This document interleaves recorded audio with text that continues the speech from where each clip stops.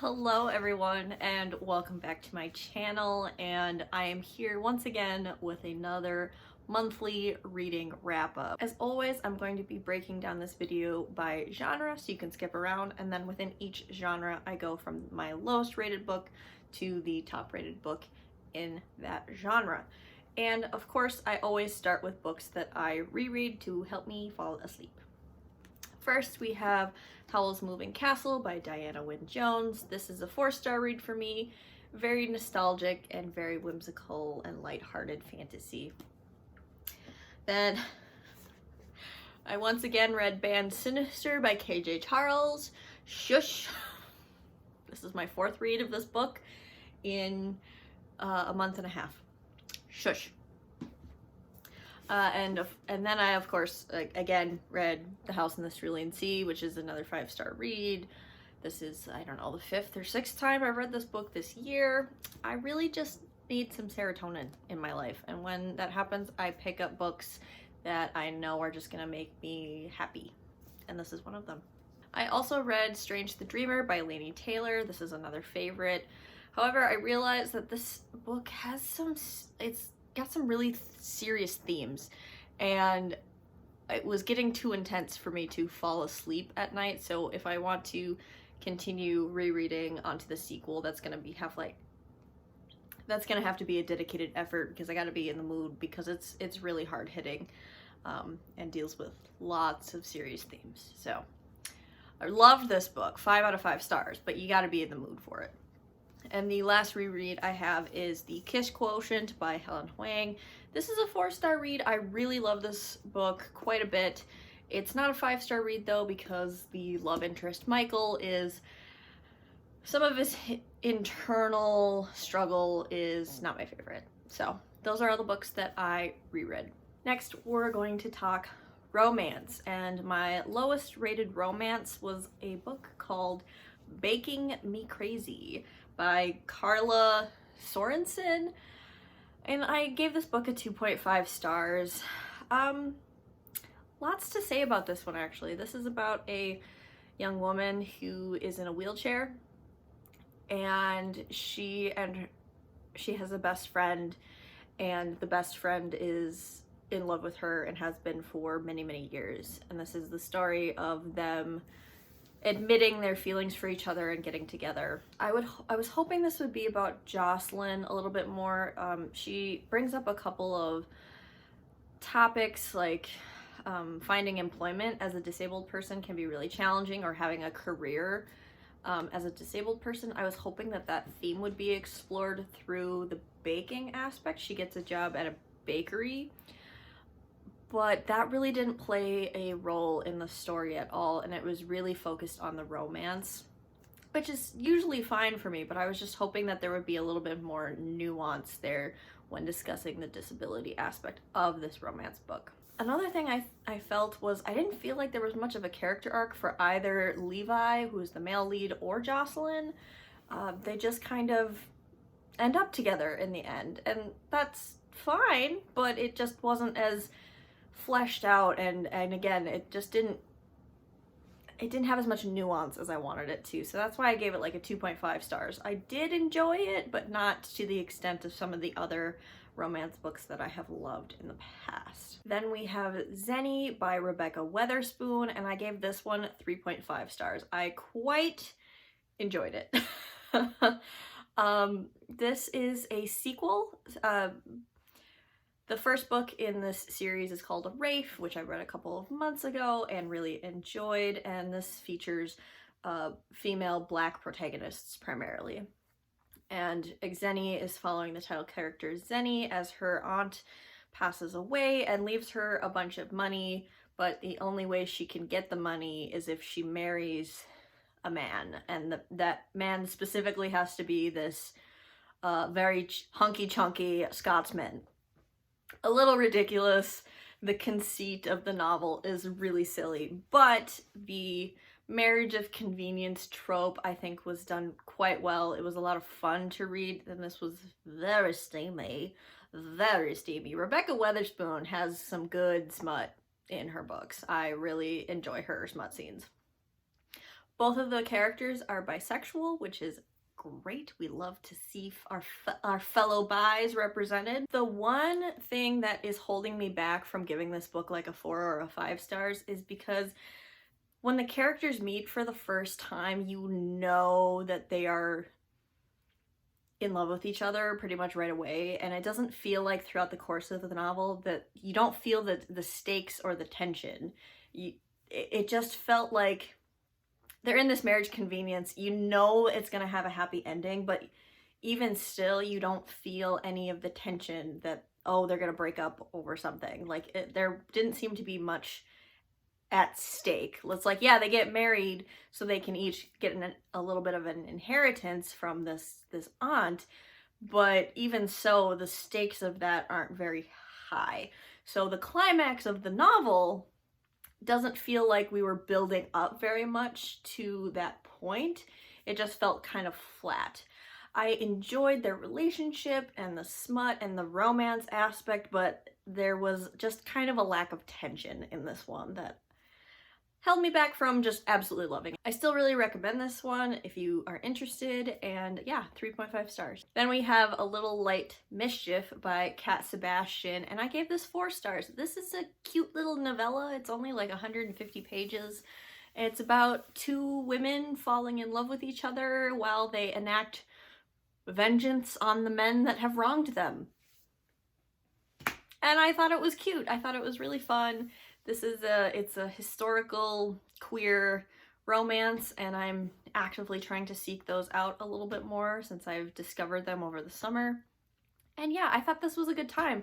Again, it's only a novella, so there's only one smut scene, and there wasn't, you know, as much depth, obviously, because it's a short novella, but I think it was a lot of fun, so I ended up giving it 4 stars. Alright, the next category is sci-fi, and I'm basically just gonna breeze right past this because the only sci-fi book I read was Iron Widow by Ziran J. Zhao, and I gave this 5 out of 5 stars, and I am going to have a review up for this either before or right after this video comes out. I just have to get my editing under control, but just know I absolutely love this book. This is a young adult sci-fi that features polyamory and possibly a non-binary, a person, a main character who is possibly exploring a non-binary label. And it's absolutely unhinged and incredible, and I loved it so much. The next category I have is historical fiction, and again, I'm going to be really brief with this one, and that is Hamnet by Maggie O'Farrell.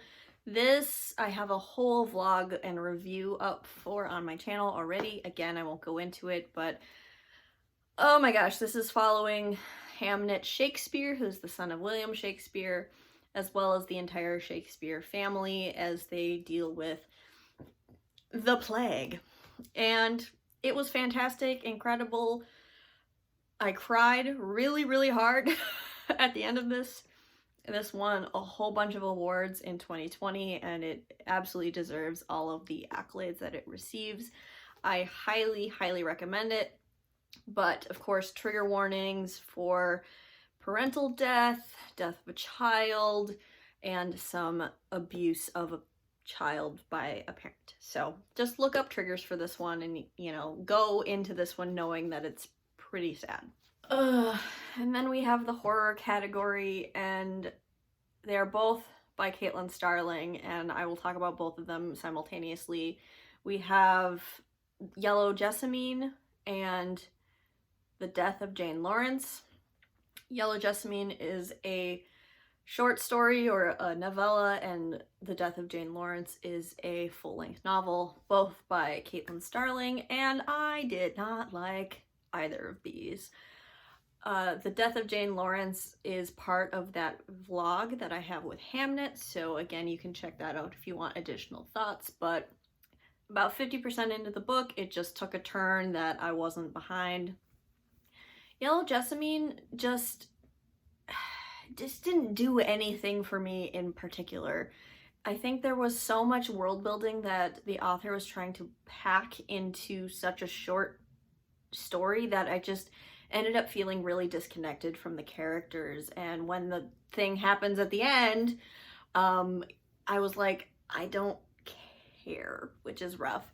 It also does that thing where the characters don't admit that they're queer until a death happens and they're like, oh, you're dead, I was in love with you this whole time. And it's like, I don't love that queer representation.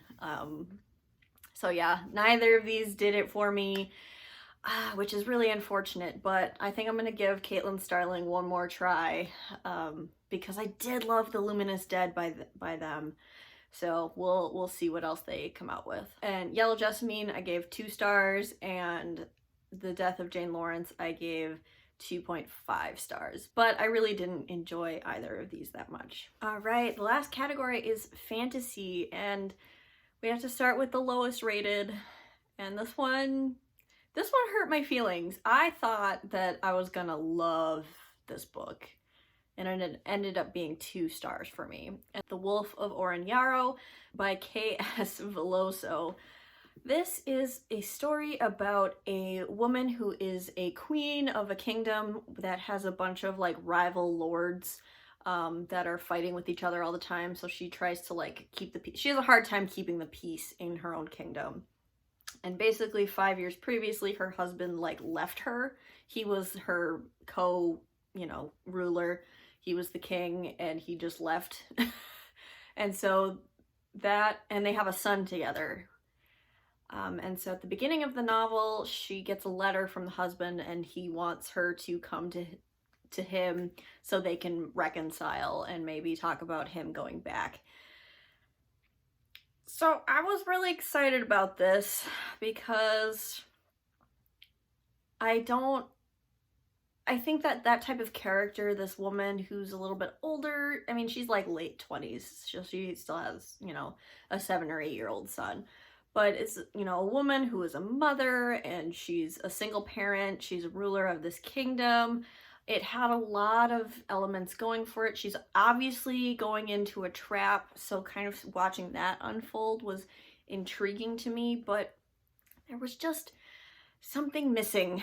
And it's hard because I don't know if I can correctly articulate why this didn't work for me. But there was an aspect of like lack of agency by this character. Obviously she goes to meet her husband and, chaos ensues. She's kind of set up. But so obviously she doesn't have any agency in that scenario, but she continuously she was very reactive to every single situation throughout the entire book instead of proactive. She has this reputation where she's called the bitch queen. And people kept calling her that, but we didn't see her being ruthless, horrible. We didn't actually see on page her earn that title, so it just felt like a lot of telling instead of showing. We were just supposed to believe that she was a badass when it wasn't shown on page. So I was just a little bored. This felt a little repetitive, and unfortunately I don't think I'm going to continue on with the series. This just did not do it for me, so I gave it 2 stars, sadly. And then another book I have a review for is Terciel and Eleanor by Garth Nix. I gave this 3 stars. Didn't love it, didn't hate it, but again, I have a full video up for this. And yes, my dog ate the corner.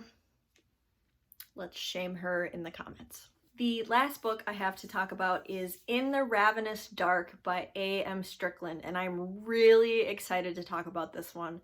This is a young adult dark fantasy about a pansexual blood mage who is polyamorous.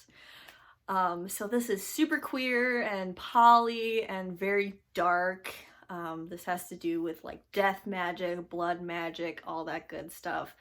And it is a standalone fantasy, which is really unique, especially in YA. I feel like YA books are always a series. This was so good. I'm having a hard time articulating again why I loved it so much, but I loved the darkness in this book.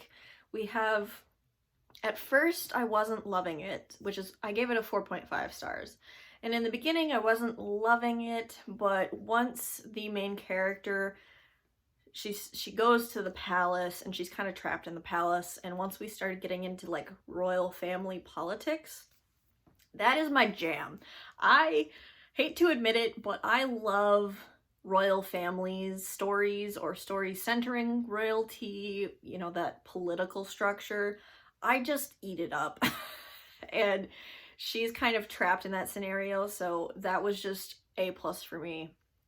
There is a beautiful representation of a non-binary character. This is just it ticked all of my boxes, and it had gruesome, dark moments in it. This did not shy away from some darker themes, which I think is great to see in young adult, as well as the emotional maturity of this book to talk about polyamory in such a positive way. So I think it's really cool to see this type of representation for different types of relationships in young adult, because I never got that as a teenager. A lot of my romances I read when I was a teenager were very cishet, monogamous. So I really, really recommend this one. I think it was a lot of fun. So those are all the books I read in November. I want to say thank you so much for watching, and I will see you in another video very soon. Bye!